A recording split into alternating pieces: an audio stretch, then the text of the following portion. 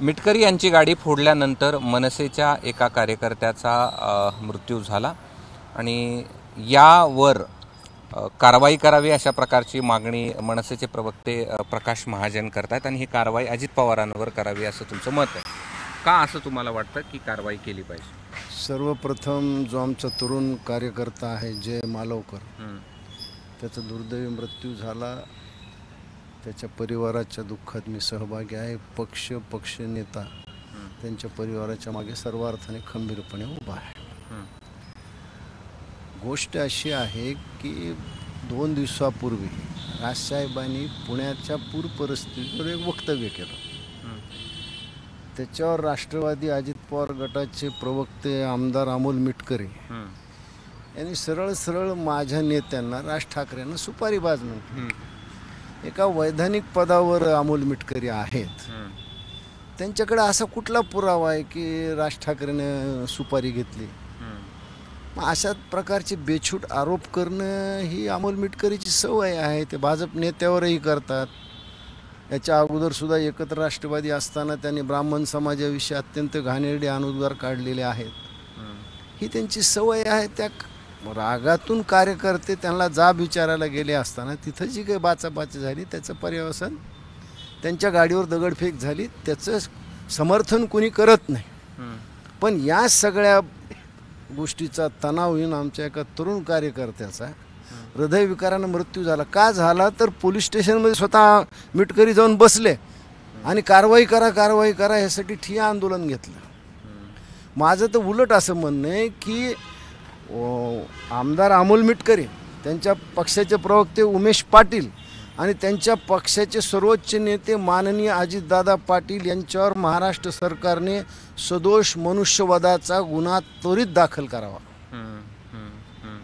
असं आहे की कुणाचा मृत्यू होणं ही दुर्दैवी बाब आहे, परंतु एखाद्यानं शाब्दिक प्रतिक्रिया दिली तर त्याला कायदा हातात घेऊन थेट त्याच्या गाड्या फोडण्याचा अधिकार मनसेला आहे. नाही, शाब्दिक सुद्धा त्याचे एक शब्दाची सुद्धा तुम्ही काय निवड करता हे फार महत्वाचं आहे ना. तुम्ही राज ठाकरे सारख्या नेत्याला सुपारीबाज म्हणता, तुमच्याजवळ असा कुठला पुरावा आहे? तो अमोल मिटकरीने दिला का? आजपर्यंत नाही दिला. मग मला सांगा, त्या कार्यकर्त्याच्या सुपारीबाज कोण आहे? सुपारीबाज तर अजित पवार आहेत. जरांडेश्वर कारखाना कसा त्यांनी हडपला? एकत्र पवार कुटुंब असताना कन्नडचा कारखाना कसा हडपला? खुद्द पंतप्रधानानं सांगितलं ना 70,000 कोटीचा भ्रष्टाचार महाराष्ट्र राज्य सरकारच्या बँकेत झाला. मग आम्ही कधी असे आरोप केले का? आम्ही कधी अजित पवारवर मर्यादा सोडून आरोप केले का? या राष्ट्रवादीच्या सुनील तटकरेसाठी मनसे कार्यकर्त्याने जीवाचं रान केलं. कोकणातले आमचे नेते वैभव खेडेकरचा विरोध होता सुनील तटकरेचा प्रचार करण्यात.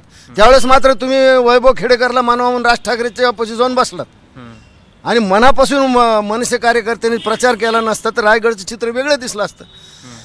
त्यावेळेस तुम्हाला राज ठाकरे सुपारीबाज दिसले नाहीत, कारण तुमचा फायदा होता.